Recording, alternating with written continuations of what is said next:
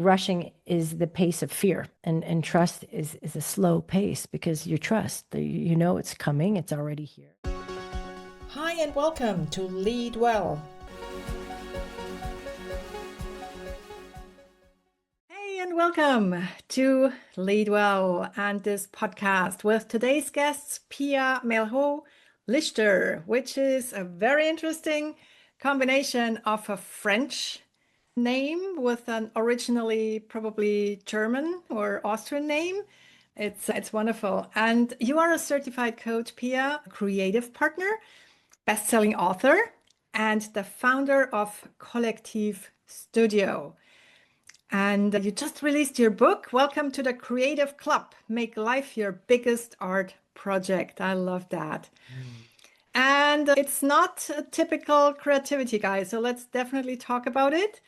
So it's a part memoir, it's also a manifesto, and also a gentle rebellion against the idea that creativity is only for artists and designers. And we can also exchange some ideas there because I'm practicing and teaching the method behind me, which is called Neurographica.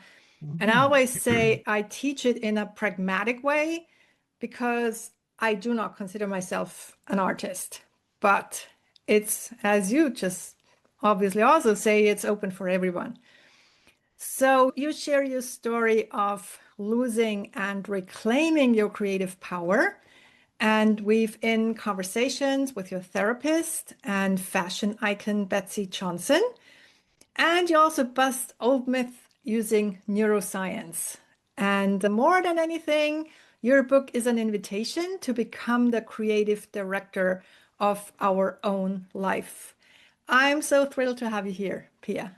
And I'm so excited to be here, Christine. Lovely. So let's start with this question about your book because it says it's a part memoir and part manifesto. So, what was the turning point that made you want to write it? Ooh, the turning point.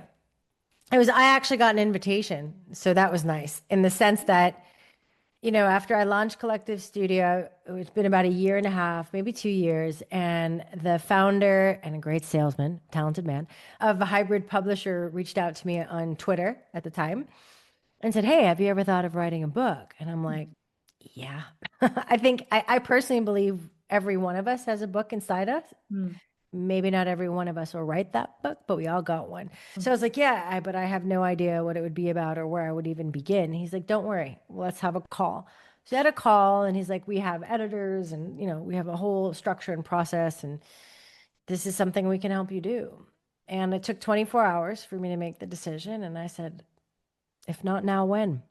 Let's go. Let's do it. So it was a bit nerve-wracking, those 24 hours of, it's a big investment on many levels, but intuition was leading me. So I was like, no, this has to be done.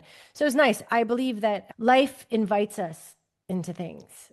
We get these nice nudges and quantum flirts and sometimes invitations to do things. So in this way, the book called me in a way. And so that's what led to the writing of it. And it's an opportunity for me to share with everyone that I have started my book writing process a week ago. So there will be a book coming out from me, my commitment here. So yeah. Fantastic. Yeah, Congratulations. thank you. How does that feel? Yes, What helped you make that decision? a friend of mine actually. So he's a colleague, a coach as well. And he said, why, Christine, why don't you write a book about your approach, about all the experience that you have? So you have a background in coaching as well. I do.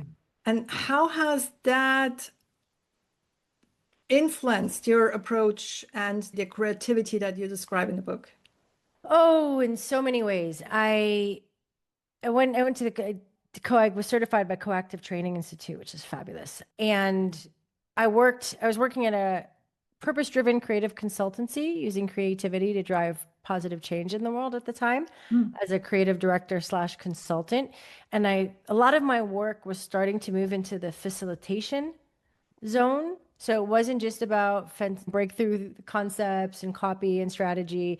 It was also about if we're looking to drive change externally, how do we do that internally as well?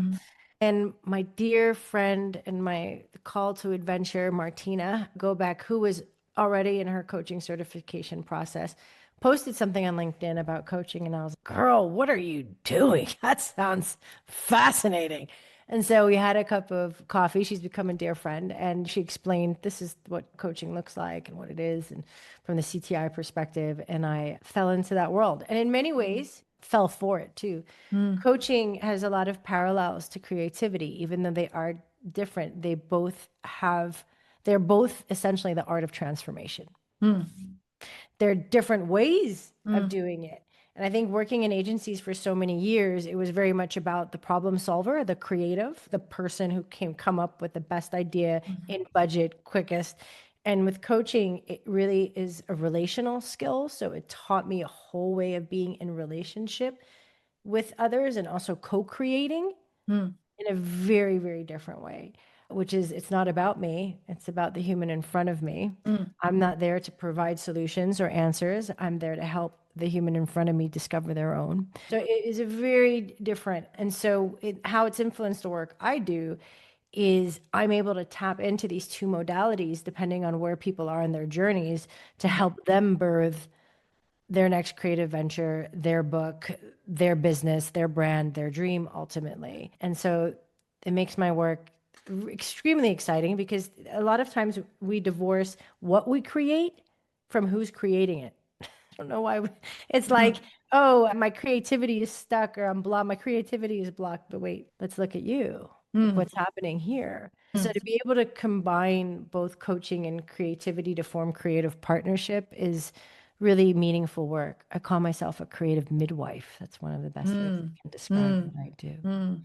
I don't know if I answered your question, but that's my answer. Yes, and I think it's really interesting because you said you help others you find their creativity again. Mm. So what are some practical ways that people can do to reconnect with their creativity, even if they're busy? Because I mean, like for me, I love drawing, Mm. but I never have time.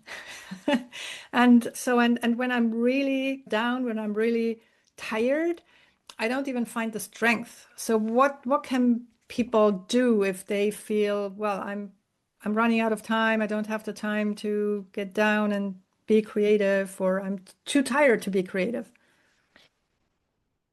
Oh, it's so interesting. I'm hearing so many different things, so I'm having trouble just answering one question. I think the belief that I'm so busy I can't create or I can't slow down to create is what keeps us in that loop of being busy. So I think creativity requires a certain pause. It's not just a quick fix of, oh, well, just do this for 10 minutes every morning. And it's because it's not about packing an already Tetris calendar and shoving creativity into there and hoping to reconnect with it. Like for me, there's a bigger call to create space. And yes, we can say, I don't have time. I would challenge that and say, are we prioritizing the time Mm, if it's important? But that's a whole other mm, busyness thing that we can explore in a minute. So I'm going to park that and answer your question.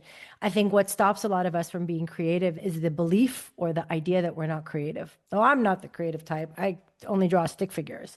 And so mm, that was what also led me to write the book, was to smash that myth. Like mm, if you're human, you're a natural born creative. mm, You're an artist at play. It's mm, how our brains are wired. It's what enabled our survivals as a species. It's a mm, part of who we are. mm. Yeah. So I think that's what stops us, and that's how we can unleash it. And then our own creativity requires us to reconnect to ourselves. Mm, What drives us, what moves us, what motivates us, what we're really looking to create next. And that takes experimentation and space to experiment. yeah. And how has that happened for you, or how did that happen for you? Because I think you also described that you lost your creativity as well. And what did it look like for you to get it back? Well, I lost my creative power, which it just comes from being disconnected from myself, Mm, ultimately. And what I did, this is a long, there's a beautiful quote, and I can never forget the author who said it, but it's everyone wants transformation, but nobody wants to change. And I believe that transformation is a series of subtle shifts. mm, So I became aware that I was very disconnected from my creativity, my creative power, myself after going through a difficult divorce, jumping into an unhealthy rebound, and pouring everything I had into a job to build a creative studio to avoid what I was feeling and what was going on. And it took me being fired and a big pivot. Whoa. A decision instead of continuing on the loop of anxiety and trying to make things work that weren't working. And I'm summarizing this because I know we don't have a lot of time. I chose to go on the Trans-Siberian. That was for almost 5 weeks by myself. That was a life shifting, altering experience because I remembered certain things on that trip. I remembered that, of course, I'm going to be okay alone on my own. I've been on my own since I was 17. Like, what? How did I forget that? The world is a big, beautiful place filled with so many adventures and opportunities.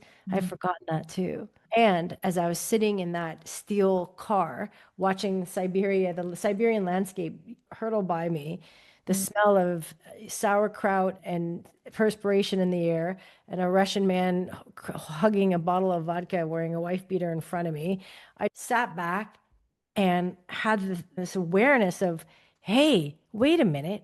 I creatively directed this scene. I creatively directed this moment. We're talking set design, location, scouting, everything. I made this happen. I'm not only the creative director at my work, I'm creatively directing my life. Creativity is not just something I do or we do, it's a way of being in the world and with it. So that was, I believe it was almost 9 years ago, if I'm not mistaken. It's a long time ago, but that changed course for me. Wow. Just like a retreat on Trans-Siberian Railway. Oh, I don't know if I'd call it a retreat. That sounds very relaxing. This was filled with beautiful and challenges and interesting adventures. And yeah, it was a whole other, but it required me to disconnect, to reconnect. And on that trip, I picked up a pen again. And on that trip, I reconnected to my own power again, which I had forgotten. And it shifted something for me. So I think reconnecting to self doesn't mean having to take the Trans-Siberian, though I highly, well, and I don't recommend it in these days. But anyway, I that for me on a daily can look like meditation. I meditate every morning, I journal, and I move my body. That trifecta is a recipe for connection. And when I'm doing those things, ideas come up, thoughts, things emerge because I'm creating space. Yeah. Because I could say, oh, let me start my day right away. I have no time to do. Oh, no, no, no. I know what that's like. It's really important to cultivate space for reconnection to ourselves and our creativity, whatever that might look like. That was just my example. Yeah. And I think what I hear you say as well is to change perspective by doing something else, something completely out of the comfort zone, something that, yeah, breaks the pattern that Yeah, you're. yeah, creativity requires risk. So does life generally, at least a big, fat, fulfilling one requires a certain degree of risk because we risk something when we create something that has meaning for us and we share it with the world. We have skin in the game, or when we launch something and we don't know how it's going to go or what it's going to be like, but it has meaning and to us, for us, and we want to create impact in the world. And that takes courage. Yeah. Yeah. It makes us vulnerable. Yes, and that's the beautiful part because that vulnerability is universal. It's what connects us. So when things are getting a bit uncertain, how do you personally stay grounded? Oh, I think entrepreneurship is the best gym for building my capacity to be in uncertainty. Woohoo! That's the meta, you know? The only way to build it is to go to the gym every day. It's a muscle. Okay, because you're confronted with uncertainty every day. Life is uncertain, but we build this scaffolding, which a salary can also do, right? It's not the only way that makes us feel like things are certain, but it's just an illusion. Anything can happen at any point in time. And that's terrifying, but it could also be thrilling.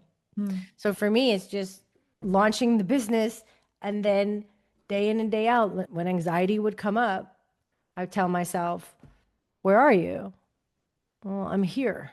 What's here? It's pretty good, actually. All right, stay here. Just a practice, stay here. And creating evidence for the mind that I can be in uncertainty and be okay. that life has my back, I have my back. And that's just a practice. It took me at least a year to kind of quiet and really ground, a year Mm. of practice. And I'm so grateful. It's a continued practice. I haven't Mm. reached, there's no destination Yeah. because it's freedom. That's what it creates. Yeah. I think it's that what Eckhart Tolle calls living in the now, because Mm. in this actual moment, there is just what there is, and there is no fear nor concern or no regret because we're here, we're alive. Otherwise, there wouldn't be now. And, and we're creative beings. Yeah.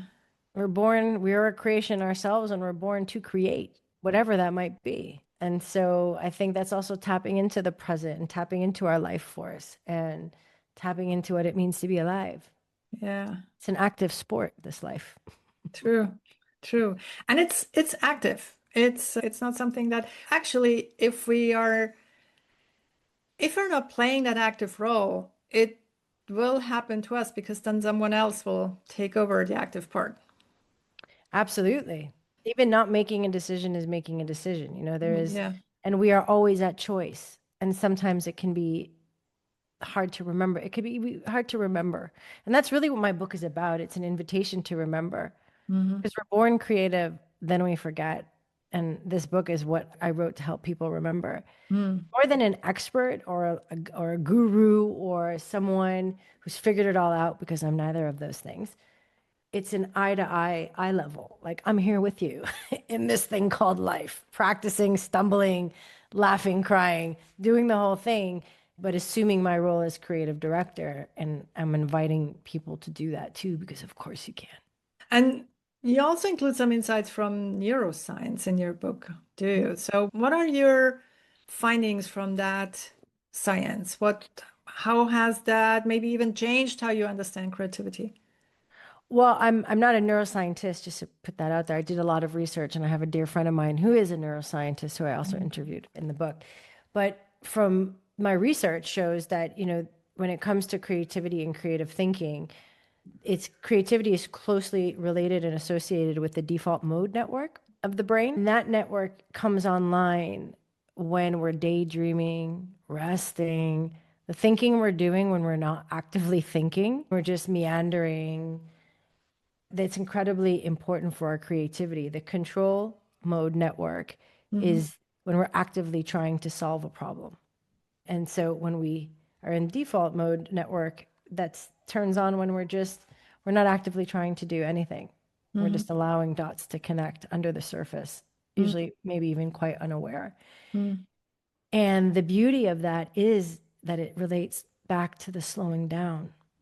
In our society, we over index on the control mode network of analysis, evaluation, research, which are all also important for creativity. It's not Hmm. neither or, they very much work together.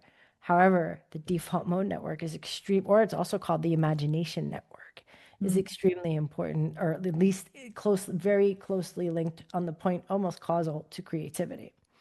And we under index on that. What are you doing to activate that default mode network? I rest more.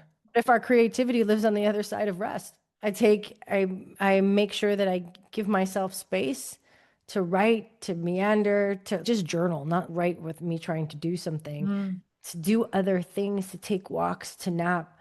It's a reminder and it's a practice because I'm a recovering speed queen. I was raised in New York City, so I know what it's like to rush.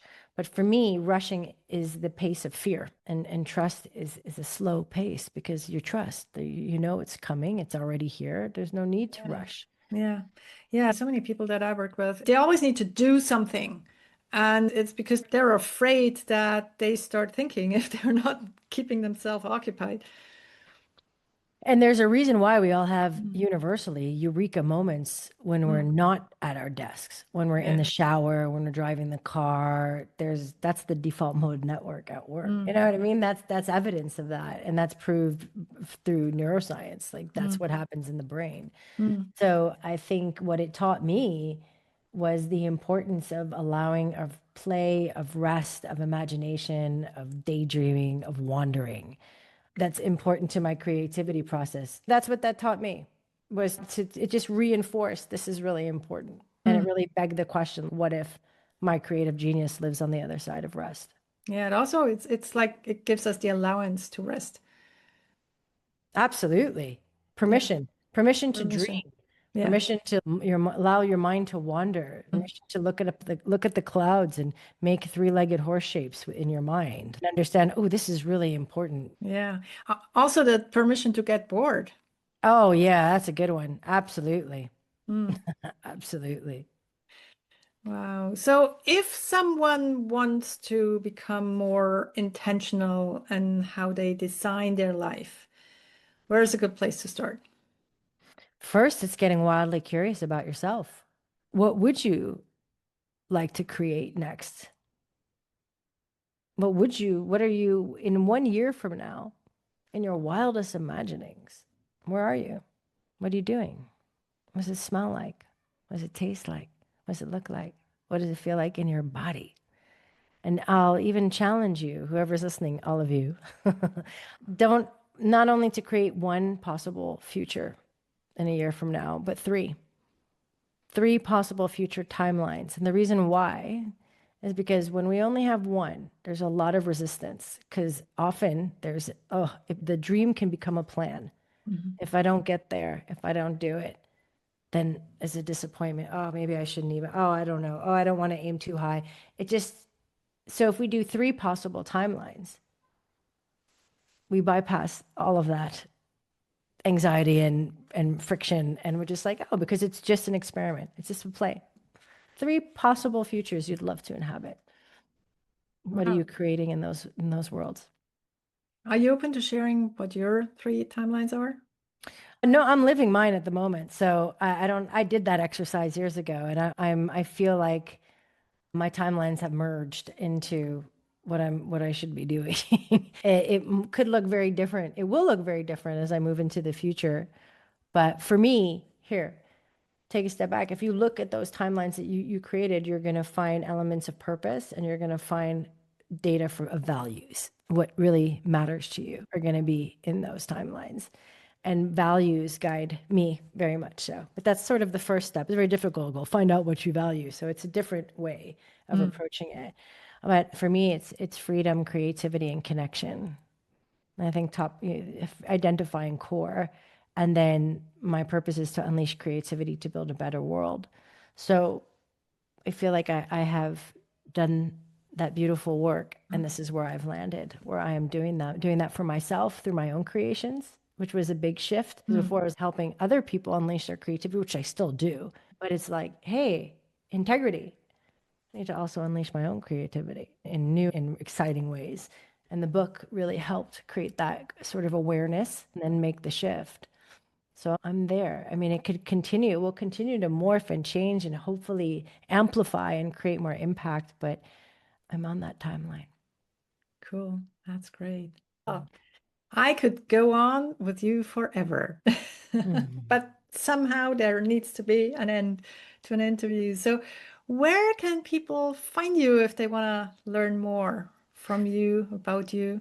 Sure, collective.studio, home base, best place to find everything about my work, book a chemistry call if that feels juicy and resonant, or find out more about my book, Welcome to the Creative Club, which just released the audio book, just released a couple of weeks ago, which I narrated. So it's all available there. Wonderful. Thank you. Thank you. This was Lead Well. Now, what is the one thing that you're taking away from this episode? Please share in the comments below and do share the podcast with your friends and family, but only if you like it.